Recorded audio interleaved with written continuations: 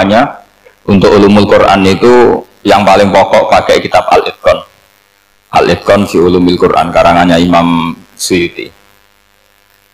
Sebelum saya terangkan teks persisnya itu ada sekian problem dalam memahami Quran, terutama kalau lewat terjemah. Problem itu bisa gawat betul, bukan gawat-gawatan tapi gawat betul. Misalnya ada ayat begini dan terjemahnya pasti begini. Fa'aina ma tuwallu fasamma wajhuh. Kamu menghadap mana saja, di arah manapun, di sana ada ridhonya Allah. Itu kalau hanya pakai terjemah, tentu menjadikan kita sholat bisa menghadap ke timur, ke barat, ke utara, dan ke apa? Selatan. Saya cerita sedikit tentang asbabun nuzul. Memang tema sekarang tentang asbabun nuzul. Dulu Rasulullah SAW ketika di Mekah itu sholat menghadap Ka'bah. Tapi setelah pindah di Madinah, di mana Madinah itu ada komunitas Yahudi dan Nasrani, Rasulullah itu menghadap ke Baitul Maqdis, kira-kira 16 bulan. 16 sampai 17 bulan. Semua riwayat itu kisarannya hanya 16 sampai berapa? 17 bulan. Sehingga orang Yahudi itu bilang begini, Muhammad ini baiklah, meskipun dia membawa agama baru, tapi kiblatnya masih ikut kita, masih baik kan. Setelah 16 bulan, Nabi diperintahkan Allah untuk menghadap ke Ka'bah. Awal liwajaka syatrul masjidil haram. Maka orang Yahudi itu berontak. Berontaknya adalah kiblat mereka ditinggalkan. Cara berpikir orang Yahudi itu kiblat mereka ditinggal. Sehingga mereka bilang mawallahum an qiblatihim allati kanu 'alaiha. Apa yang menjadikan umat Islam berpaling dari kiblat Baitul Maqdis. Kemudian mereka provokatif betul. Ini perlu diperjelas. Provokatif. Bilang begini. Inna Muhammadan tahayyara fi din. Muhammad ini bingung dalam beragama. Sehingga habis ngomong A ngomong B, habis kiblat Ka'bah, kiblat Baitul Maqdis. Sehingga dalam banyak tarikh disebutkan peristiwa kiblat itu terbanyak melahirkan orang murtad, orang yang keluar dari Islam gara-gara provokasi orang Yahudi. Muhammad tahayyara fi din. Muhammad itu bingung dalam menentukan pilihan apa? Beragama. Kemudian walhasil singkat cerita akhirnya Nabi itu madhep Ka'bah. Apa yang terjadi mukjizat itu adalah bahwa agama ini agama yang mewakili semua agama sebelumnya yang masih orisinil. Yaitu Nabi akhirnya berargumentasi Ka'bah adalah kiblat yang asli, yang lebih tua. Terus mereka tanya, buktinya apa? Dijawab oleh Quran, fihi ayatum bayyinatum maqamu apa? Ibrahim. Ka'bah bukti tertua adalah di situ ada makam Ibrahim. Makam itu jejak kaki. Ya kalau bahasa Indonesia makam itu kuburan. Kalau dalam bahasa Arab makam itu jejak apa? Jejak kaki. Sehingga diketahui oleh sejarah, dibuktikan di situ ada jejak kaki siapa? Nabi Ibrahim. Sementara nisbatnya Baitul Maqdis itu adalah kepada Nabi Musa dan Nabi Harun. Yang ini adalah turunan dari Nabi siapa? Ibrahim. Hikmahnya apa? Begini, sebagai bukti bahwa Baitul Maqdis pernah menjadi poros Islam atau poros Tauhid, maka Nabi Muhammad pernah disuruh menghadap ke Baitul Maqdis. Buat inget-ingetan kalau ini pernah menjadi poros apa tahu? Tapi tetap tua-tuaan masih tua apa? Ka'bah. Nah, kenapa tua Ka'bah tadi? Karena Ibrahim adalah Abul Anbiya, bapak dari para. Dan di situ ada jejak kakinya. Fihi ayatum bayyinatum maqam. Bukti itu belum cukup. Dibuktikan lagi bahwa Ismail kecil itu hidupnya di Ka'bah. Kita tahu sa'i baina Safa wal Marwah adalah karena Siti Hajar sedang mencari apa? Air. Jadi ada bukti sekian, bukti empirik bahwa Ibrahim itu kiblatnya itu Ka'bah, bukan Baitul. Sehingga ada kata-kata fihi ayatum bayyinatum maqamu Ibrahim. Nah, tanpa ngerti asbabun nuzul, kamu akan mengartikan fa'aina ma tuwallu fasamma wajhuh itu salah. Karena di situ kamu menghadap mana saja, maka di situ ada ridhonya Allah. Maka para ulama memberi catatan, maksudnya begini, kamu menghadap kemana saja, asal itu yang diperintahkan Allah, maka di situ ada ridhonya. Harus seperti itu maknanya, disesuaikan dengan konteks asbabun nuzul. Tanpa seperti itu tidak bisa. Dan masih banyak lagi kepentingan tentang asbabun nuzul. Jadi problem sekarang adalah banyak mufassir yang hanya mengartikan dari terjemah. Itu bahaya sekali. Jika ada orang yang menikah secara mut'ah, itu kan mirip kayak transaksi zina.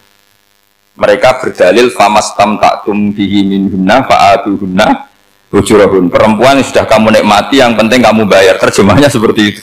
Karena ujur itu jamaknya ujroh. Itu fatal sekali.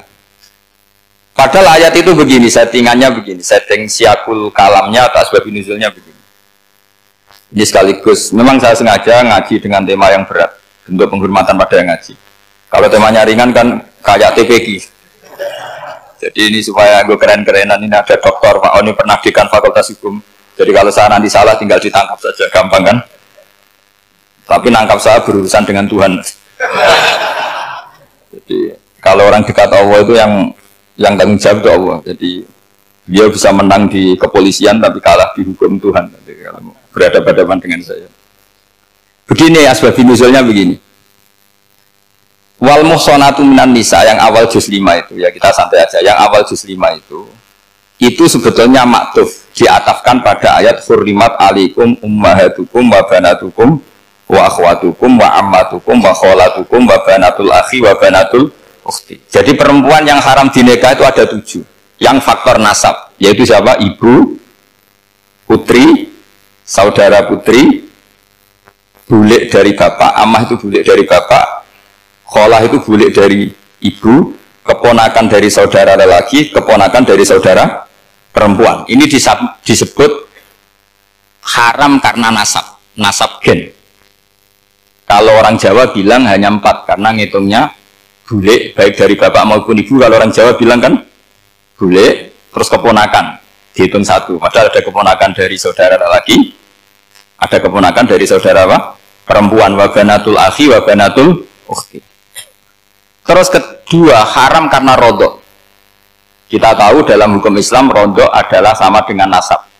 Jadi ibu yang pernah menyusui kamu berarti jadi ibu kamu, dan saudara sepenyusuan berarti menjadi saudara kamu. Ini disebut wa ummahatukum allati arda'nakum wa akhwatukum minar radha'. Terus ketiga haram karena musyaharah, karena besanan.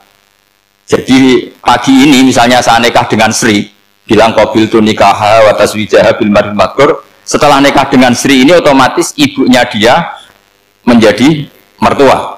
Otomatis haram saya apa? Nikah. Ini namanya haram karena musyaharah. Atau kamu punya anak Zaid. Zaid pagi ini akad dengan Sri.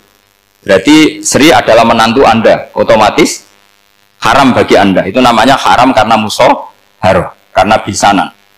Itu yang disebut waroba apa haram-haram itu kan seterusnya itu wa ummahatu nisaikum, apa ibu dari istri-istri kamu. Memang ini agak jelimet, tapi memang syaratnya mufassir harus biasa jelimet. Jangan hanya nyari partai ayat-ayat untuk kepentingan partai. Wah itu ngeri. Kacau Quran dipakai kampanye. Terus itu berarti sudah 3 kan? Haram karena nasab, karena rodok, haram karena musyaharah. Terus yang keempat ini haram yang bukan karena sebab pada seorang perempuan tapi karena istri orang. Itu disebut wal muhsanatu minan nisa. Haram menikahi perempuan yang masih milik orang lain. Orang lain yang menikahi ini, istilahnya Allah adalah lelaki yang menikahi perempuan ini adalah lelaki sing muhsinin ghairu musafihin, secara nikah yang sah. Nah, nikah yang sah itu begini dalam hukum fikih Islam. Saya nikah dengan Sri, kalau hanya akad, itu saya wajib bayar mahar hanya separuh. Jadi kalau saya janji bayar 1 miliar, berarti wajib bayar berapa? 500 juta. Kalau janjinya 100 juta hanya bayar 50 juta. Itu yang wajib bil abdi. Nanti wajib sepenuhnya nunggu bil jima. Kalau sudah hubungan intim baru wajib 100%. Jadi kalau ada di Jawa nikah dengan seperangkat alat sholat itu yang atasannya tok itu wajib karena akad. Nanti bawahnya nunggu setelah hubungan apa? Intim. Ini hukum Quran bukan hukum saya. Makanya kan wa in talaqtumuhunna min qabli an tamassuhunna, terus fanis suma faradtum, hanya wajib bayar setengah. Nah, Nah perempuan yang sudah diajak hubungan intim itu kata Allah fa'atuhunna ujurahun, maka wajib kamu bayar Jadi ayat itu tuh tentang perempuan yang sudah dinikah, kita harus bayar berapa? Harus bayar penuh. Ini penting saya utarakan. Nah, problem kita sebagai orang Indonesia ini juga problem Pak On, problem semua kiai. Mahar di Indonesia itu nggak bisa dibahas di Quran karena keterlaluan, kecilnya itu keterlaluan. Saya ini kan kiai, sering ngakatkan tuh sampai bosen, seperangkat alat sholat itu ngawur sekali. Ini mbak harus nggak mau gitu. Saya provokasi minimal itu ya berapa? 100 juta berapa? Pantasnya berapa? Pantasnya berapa? 10 gram itu berapa nilainya? Kan 1 gram 500.000 baru 5. Ya sudah mendingan itu 10 gram. Quran itu bayangannya gini sambil latihan, yang hafal-hafal biar latihan. Jangan dapat beasiswa karena hafal tapi nggak jelas juntrungannya. Quran tuh bayangannya gini, ini nggak mungkin Quran ini bisa dibaca di Jawa. Wa in aradtum istibdala zaujin makana zauji wa ataitum ihdahunna qintaran fala ta'khudhu minhu syai'a. Jika kamu nikah sama seorang perempuan, kemudian kamu cerai, maka mahar yang sudah kamu berikan jangan ambil lagi. Karena mahar di Arab itu mahal, 100 juta, kadang mobil Alphard, kadang GMC. Sehingga setelah menceraikan tuh kebayang menarik. Kok enak, dulu saya memberikan itu kan karena dapat servisnya, sekarang sudah saya cerai, saya tarik. Kalau mahar di Indonesia kan seperangkat alat sholat. Jadi gak kebayang ada kalimat fala ta'khudhu minhu syai'a, jangan ambil lagi. Kebayang ngambil aja enggak? Apalagi kalau nikahnya sudah 2 tahun kan sudah lusuh, sudah. Tapi kalau di Arab itu kebayang karena mahal. Makanya orang Arab suka nikah orang Indonesia karena murah. Jadi bahasa kintoron tuh harta yang enggak ternilai. Wa ataitum ihdahunna